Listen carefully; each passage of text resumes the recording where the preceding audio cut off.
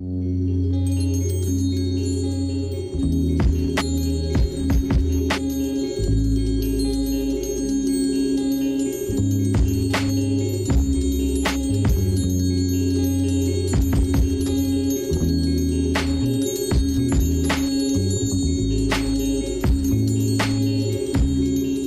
tudo bem com você? Que bom que estamos juntos na TV Evangelizar para mais um Brasil de Cor. As imagens que você acabou de ver são do bailarino, coreógrafo e professor de dança Ismael Ivo. E hoje ele é o nosso convidado no programa. Ismael, muito obrigado por ter aceitado o nosso convite. Prazer todo meu.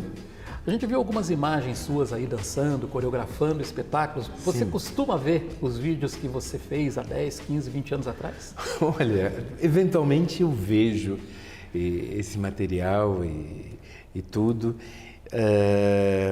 E para mim é sempre uma curiosidade de se rever num momento específico de uma ação da dança. É especial, é muito especial. E quando você vê alguma coisa, você acha que aquilo aconteceu num momento e hoje aconteceria de uma outra forma? Não, pelo contrário. Ela documenta e ela testa exatamente e prova para mim mesmo os meus caminhos, as minhas opções e o meu próprio desenvolvimento, né? Artísticos, pessoais, humanitários, enfim, me dá uma perspectiva pelo tempo de que a minha opção e as minhas escolhas estão ainda sendo válidas e no caminho certo. Bom, hoje o Ismael é diretor do Balé Cidade de São Paulo. A gente vai pedir para ele contar essa história, como é que ele chegou até aqui. Mas eu gostaria que você falasse um pouquinho, Ismael, da sua infância, como é que você se interessou pela dança? Isso vem desde criança na sua vida? Olha, na realidade, eu fui um típico jovem negro adolescente da periferia de São Paulo, com uma família de condições econômicas restritas e que um dia sonhou que o caminho da arte era o caminho. Então, na época de infância, quando as pessoas me perguntam como você teve um exemplo, você teve uma pessoa, um guia? Não, eu enveredei dentro da linguagem de dança por um caminho muito intuitivo. Intuitivo, sim, e quando eu volto para trás, eu tenho, assim, 3 pontos que me alimentou no desejo de me tornar um artista. Primeiro, existia uma figura de uma mulher negra, idosa, que se chamava Minervina, que no final da tarde sentava com as crianças, era uma vizinha, sentava as crianças no final da tarde e contava histórias do Brasil, que me enchiam de assim, asas para imaginação. Então, a Minervina falava das histórias, por exemplo, né, um dos mitos afro-brasileiros, Saci Pererê. Pega o rosário, vem o redemoinho de vento, joga e aparece um saci. A história da mula sem cabeça. Ai! Então, todas essas histórias eram um imaginário, ela era uma, se diz na África, griot, contadora de histórias. E isso me influenciou, deu asas para minha imaginação de uma maneira assim muito forte. Outra coisa, eu tenho uma imagem que eu acredito ser muito pequeno, aonde eu estava dentro de uma bacia de latão, onde minha mãe me deixou, não era um berço, com panos que, assim, apoiavam o meu corpo, e eu lembro de estar olhando para o céu e realizando, assim, gente, é um universo, assim, vendo uma dimensão. Eu estava encantado porque eu comecei a fazer pequenos movimentos e essa imagem eu ainda tenho muito nítida assim para mim. Já adolescente, eu peguei uma mania. Como eles dizem, né, na cultura islâmica, um dervish, que é onde você é uma dança ritual do Islã, onde você gira constantemente. Fica um bom tempo. E tem uma filosofia que depois eu aprendi que é muito potente. As pessoas porque perguntaram, inclusive. é uma espécie de, não é como a gente conhece o transe, a possessão, não. É tranquilo, é esse giro constante que não termina e não tem ups and downs. É a continuidade desse movimento de girar é que determina o estado de. E filosoficamente eles dizem assim, quando foi perguntado a um dervish, esse bailarino da dança, dervi, o que é essa dança? E qual o efeito no corpo dessa dança? Ele disse porque com essa dança, com esse giro constante, eu consigo criar um elo de conexão, de força com o Supremo, com o Divino. E dentro da minha vida, se eu, dentro dessa prática do giro, eu encontrar um segundo com essa energia do cosmos, do divino, eu tenho que dançar minha vida inteira em celebração. Porque vale muito a pena. Então, quer dizer, eu quando era pequeno, adolescente, não sei também porquê, eu gostava de girar, vira, gira, até ficar tonto e cair no chão. E aí, caindo no chão, assim,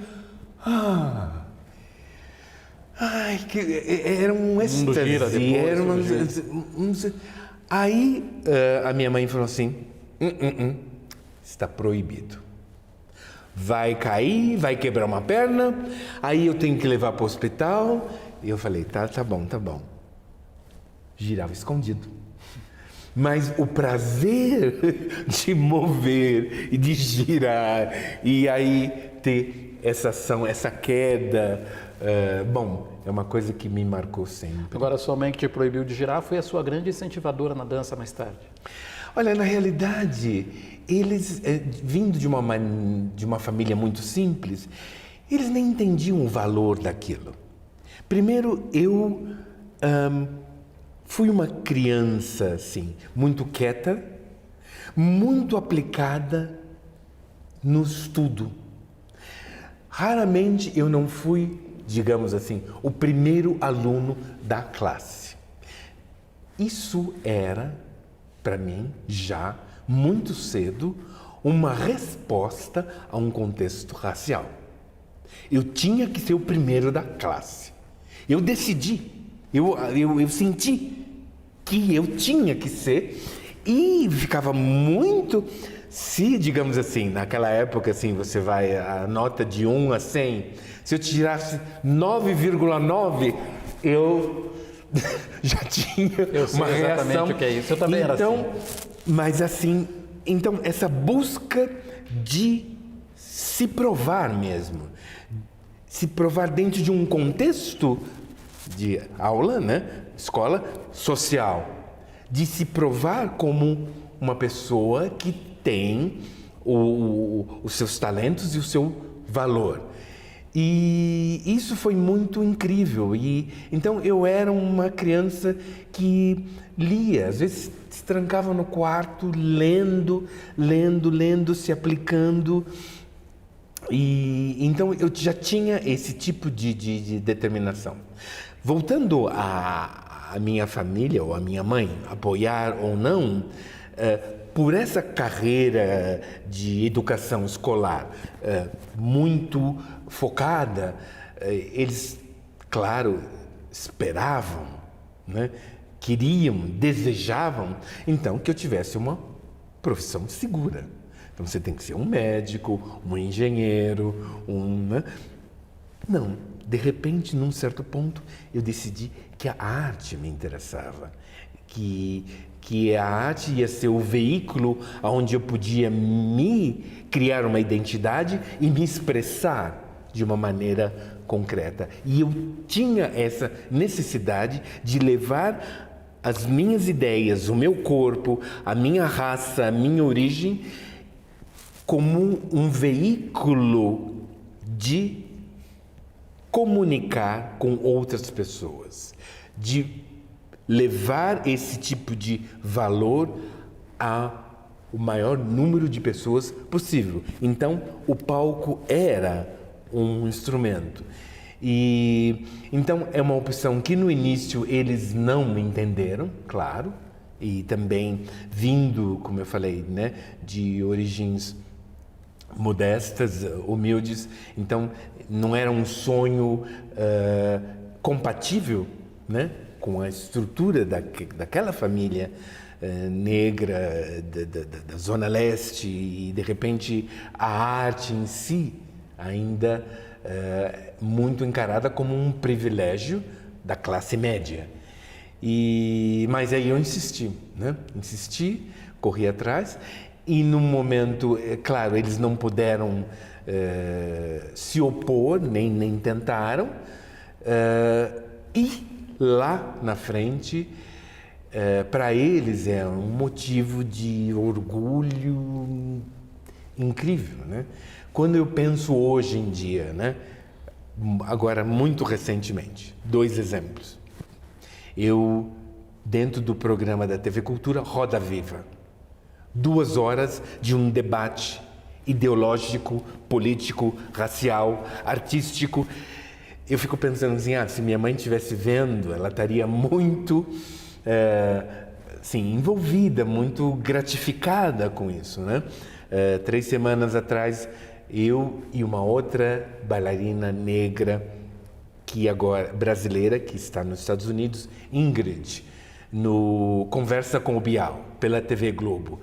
Também um momento assim muito contundente, onde a gente, eu e Ingrid, falávamos do espaço onde o artista negro hoje é inserido, ou às vezes permitido a estar.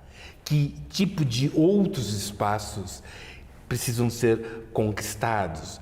Porque existe uma gama de talentos que se tornam invisíveis, porque você não tem a possibilidade de encaminhar, né, as suas energias, provar os seus talentos. Existe sempre assim o provar, né? Então nós falávamos muito sobre as nossas conquistas de espaço e visibilidade. Ismael, me conta como é que você se transformou num bailarino profissional. Como é que foi essa sua trajetória no início da carreira? É muito interessante porque as pessoas, quando me perguntam como é que a origem disso tudo, como é que você conquistou territórios? Eu conquistei territórios não só pelo convite do coreógrafo negro Alvin Ailey para Nova York, onde fiquei alguns anos no Alvin Ailey Dance Center com a companhia, assim, terminando a minha formação como bailarino, já iniciando alguns primeiros passos como coreógrafo, entendendo a arte da coreografia, antes de me transferir depois para a Europa, já como profissional, e tendo assim, aberto outros campos onde o próprio educação, o ensino da dança. Ter conquistado ser o primeiro diretor negro e estrangeiro no Teatro Nacional Alemão, cidade de Weimar, o teatro do Goethe, o grande gênio da literatura alemã. Fiquei 5 anos como diretor desse teatro. Ter conquistado por 8 anos como diretor do setor de dança da Bienal de Veneza. É a Bienal mãe do mundo, a ideia de onde tem as artes com um todo, mas também tinha o setor dança, onde eu entrei e fundei o College of Arts, Colégio das Artes, que conectava todas as linguagens. A cidade de Viena, onde eu criei, que hoje eu sou só um conselheiro, para o Impuls Tanz, onde é o festival atualmente maior festival de dança contemporânea do mundo, onde com a minha influência eu comecei como brasileiro, negro, artista, a direcionar a evolução da própria dança contemporânea europeia. Então, essas ambições minhas, eu sempre digo assim, mas como é que você consegue percorrer esse caminho? Eu só tenho uma palavra assim: trabalho, dedicação, paixão e, acima de tudo, acreditar. Mas você é um workaholic? Você trabalha 18, 20 horas por dia? Olha, eu tento me controlar, mas eu trabalho muito. Agora, o que eu digo assim, acreditar, é porque nós, como brasileiros, sul-americanos, mas aí ainda como negros, né, em busca de expressão, visibilidade, que ainda é um problema nesse país, você tem que se acreditar. Mas esse acreditar é sem nenhuma garantia. Eu sempre digo assim, como eu não tinha nada a ganhar, a princípio, não tinha nada a perder. Então, mete as caras e vai, e faz, e conquista os espaços. Alguém te garante? Ninguém te garante. Vai, trabalha e cria os espaços que não estão te dando. Cria. E se tiver que adentrar portas, isso já me dizia minha avó, não bate e espera. Abre a porta e entra e ocupa o espaço que você pensa que pertence a você. Então, eu tenho um pouco esse tipo de atitude. Vindo aqui para o Brasil, né? Depois de desenvolver esse percurso Estados Unidos, Europa, já estando em vários projetos na Ásia, Japão, Tailândia e vários outros países, vem esse convite de retornar ao Brasil pelo então prefeito João Dória. E aí então, numa coletiva no próprio gabinete do prefeito, para anunciar que eu estava sendo nomeado um dos diretores do Teatro Municipal de São Paulo, que tinha passado por várias conturbações, eu disse assim, bom, a primeira coisa que eu quero dizer para vocês, 40 jornalistas, fotógrafos, eu, um adolescente negro, de família carente, vindo da zona leste, da periferia de São Paulo, que ousou ter um sonho, que através da dança você podia construir uma identidade como artista jovem negro e encontrar um caminho de excelência. Por isso, hoje eu estou o primeiro negro em 50 anos assumindo a direção do balé da cidade de São Paulo.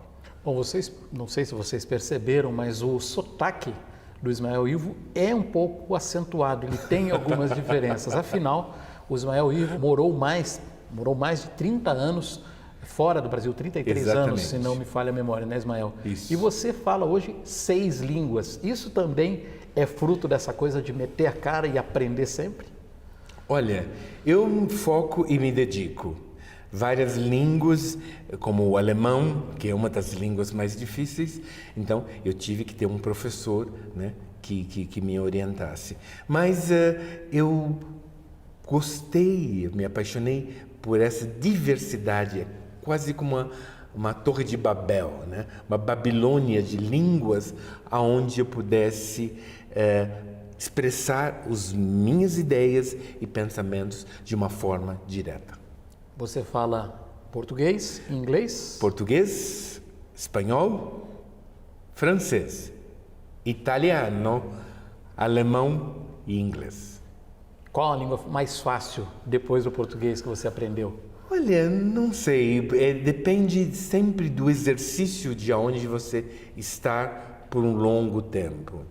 Esses 8 anos como diretor no setor de dança da Bienal de Veneza, então eu tive que exercitar muito o italiano, né? Mas tem a proximidade com o espanhol. Se eu estou na França, depois de uma semana em Paris, aí o francês começa a voltar e começa a se acentuar. Então, depende muito. O que você conseguiu mudar na direção do Balé de São Paulo em praticamente 3 anos que você está à frente do balé? Bom, primeiro passo, balé da cidade de São Paulo. Eu entro o primeiro dia, eu vejo um grupo de 34 bailarinos e eu vejo um negro. Isso, perguntei eu a mim e a eles, representa a cidade de São Paulo?